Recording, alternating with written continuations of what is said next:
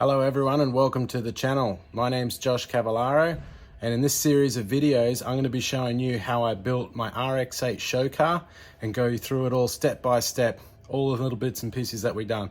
So let's get stuck into it.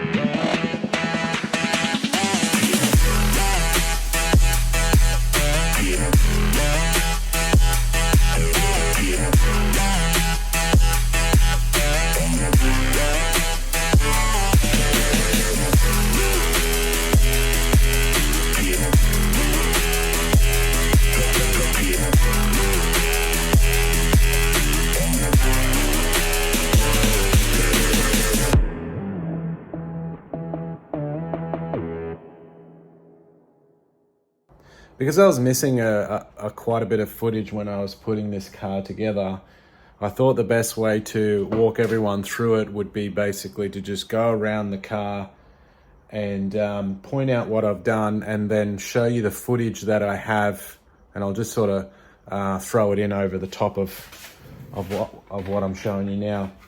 So obviously the first thing was to strip. I stripped the interior, everything, and I mean everything. I stripped everything out of this thing down to its last nut and bolt. Now, if you're attempting to do this at home, there's a couple of things you should know. The first thing is you want to have a room, like a spare room or somewhere where you can put quite a lot of crap, because you'll be surprised how much stuff comes out of the interior of these cars. There is a lot of little bits and pieces that need to be organized, and I would use Ziploc bags and make a system of labeling things and putting them in certain locations so that you know where they go when you're putting everything back together, because there is a lot of bits and pieces. So anyway, we'll get into that later, the interior, because that's kind of an episode in itself. The first thing I want to talk about today is the body kit and the body work that was done. So everything on this car was done in this garage, including the paint, the fiberglassing, the interior, the engine build, everything. The entire car was built here in a garage. So it is possible to build something. You never really get that 100% showroom finish without a booth, but you can get pretty close, and I'll show you how to do that. Anyway, so let's get stuck into it. So the front bar. Now this front bar I actually got from a company, I believe it was called Kits for Fun. Now, other than the kit being quite damaged when I got it, I was pretty happy with the way it looked. When you're buying a fiberglass kit to put onto a vehicle yourself, there is a lot of work in it, guys, and I mean a lot. There's a lot of cutting, a lot of re-fiberglassing to get it to look right.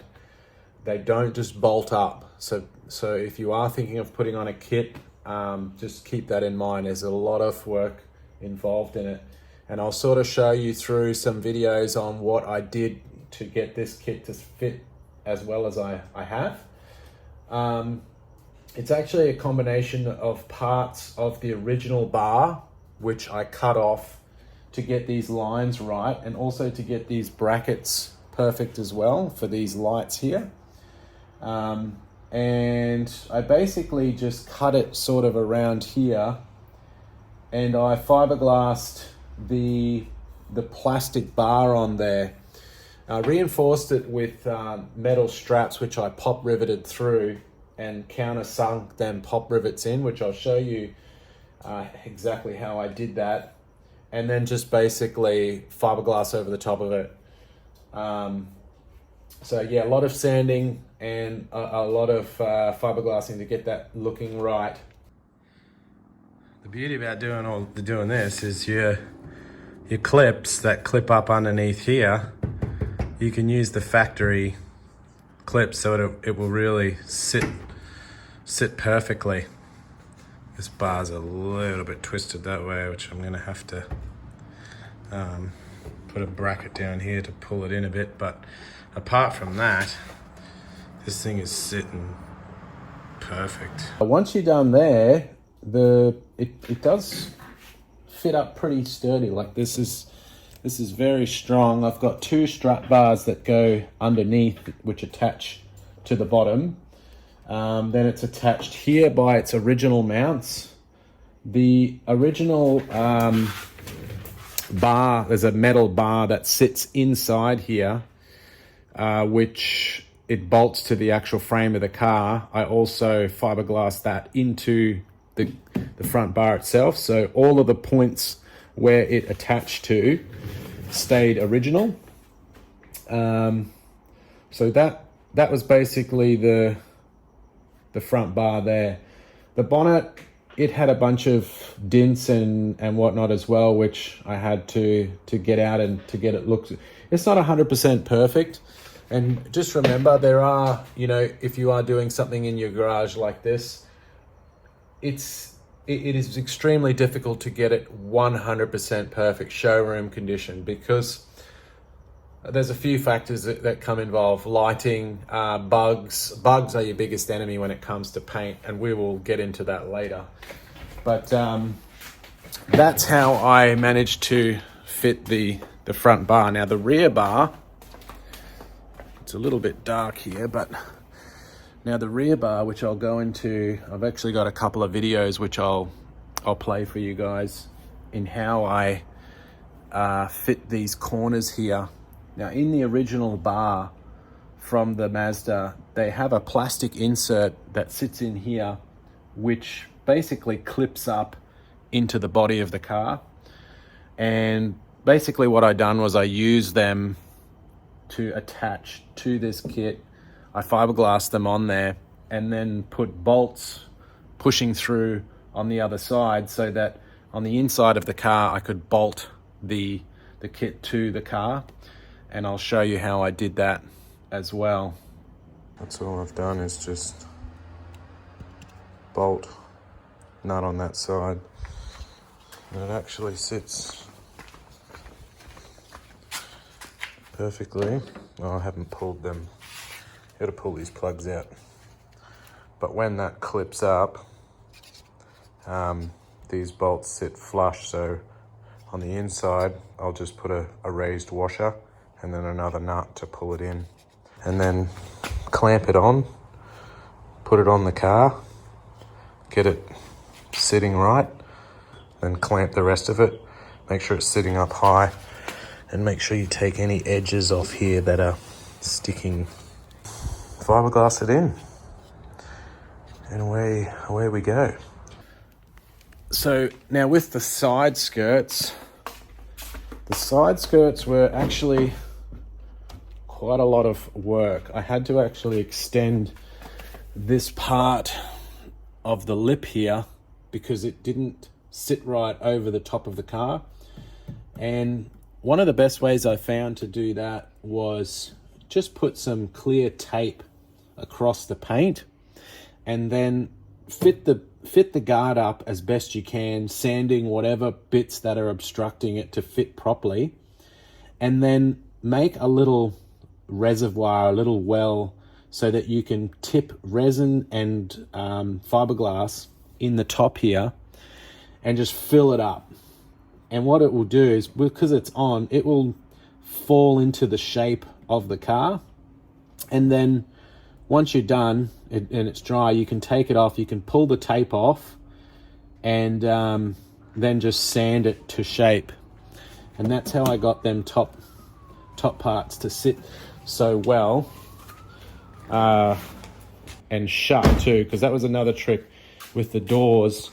There's not a lot of room underneath here where these doors sit, and on one of the doors I actually cut this back. Now keep in mind, if you do cut this back, you have to weld it back up, because there are two actual, it's folded, and when you cut it, the fold will break. So then you've just got to get a MIG out and MIG it all back up, or TIG it. I use the TIG on that one, and then just sand it back to a smooth finish, and then obviously put your paint over the top of it.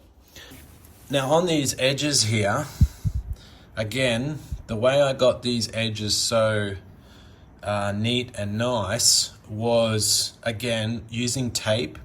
So use clear tape across here, across the area that you're going to fiberglass. Then fiberglass it if it's got massive holes. Otherwise you can use bog.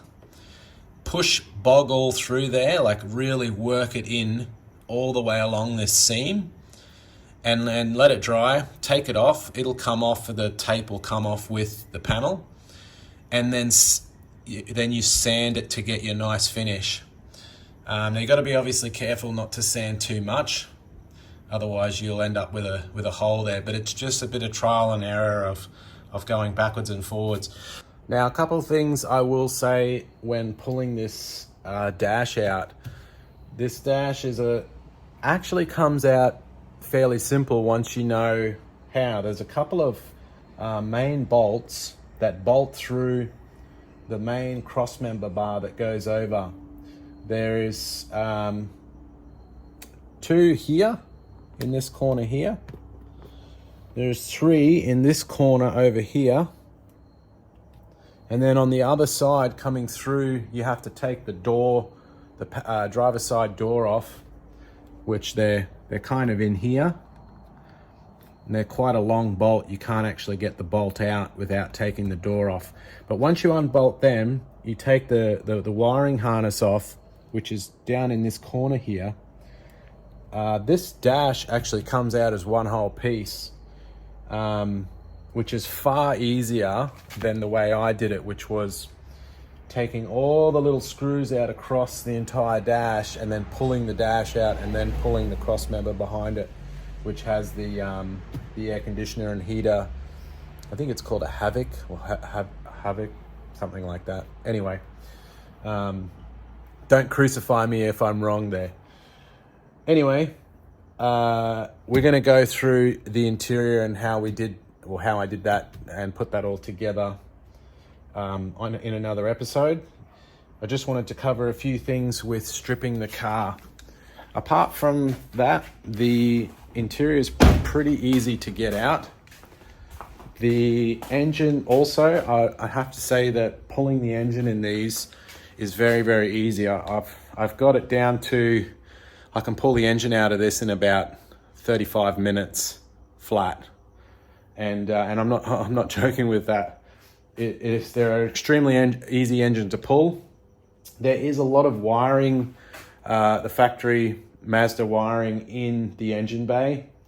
I removed all of the wiring in the entire vehicle because we ran a Heltec Nexus R5, which is a VCU, a vehicle control unit, which powers the entire car from top to bottom. So no fuse boxes, no relay boxes, none of that. It's all digital fuses, and all the wires run back to one point, which I ended up putting it in the boot on display, which I'll show in another video when we cover the interior.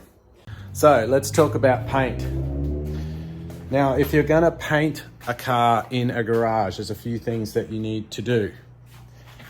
First of all, forget trying to paint a metallic color in your garage. It's not going to work. The reason why is because with a metallic color, you kind of have to paint the whole car in one hit.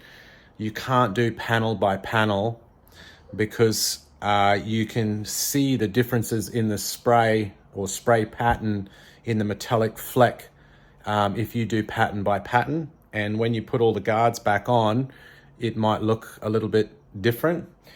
Now, some people say the same thing when you do a solid color and you do panel by panel. But I'm living proof that you can do it panel by panel and it looks fabulous. Choosing a solid color, you get a lot more leeway for error as well. If you get a run, if you get a bug land in it, I will show you some tricks and techniques on how to get rid of them as well. But basically the entire vehicle was done panel by panel in here in the garage. So and it's kind of better that way because you can focus all your attention on one panel You get it absolutely perfect with your sanding, and if you need to bog any dints or anything up, you can do that there, get it perfect, get it painted, dried, done, then put it aside, move on to the next panel. So this pretty much concludes the video for today. The next video I'm going to be talking about the engine and what's been done to this bad boy in here. That's it's a 13B REW bridge ported motor with a G35 1050 Pulsar turbo on it. We'll go through in more detail about what's been done to that. As always, guys, if you could like and subscribe to the channel, that would really help us out. What we do here at Mechanical Warriors is we build cars, show cars, and then we're going to raffle them off at the end. So our first car, which it's basically me and my dad, but we build, so we're going to be building something similar to this. It's actually a Toyota Supra, and it's a Mark IV, and we're going to be dumping some serious cash into this thing, and it is going to be something you have never seen before. The interior is going to be next level. The engine is going to be next level. We want 12, in the vicinity of 1200 horsepower coming out of this thing. At the end of the build, we're going to show you every step of the way, every single thing that we're doing to this car through the entire thing. At the end of the build, we're going to raffle the car away. But we're actually going to be selling tickets after the first episode is released. So stay tuned for that. And then obviously once the car is finished, we're going to draw the winner and go and deliver this car to whoever's the lucky winner. So anyway, stay tuned for the next video, and we're going to go through the engine on this car. Please like and subscribe to the channel. And thanks for watching, guys and girls. Have a good one.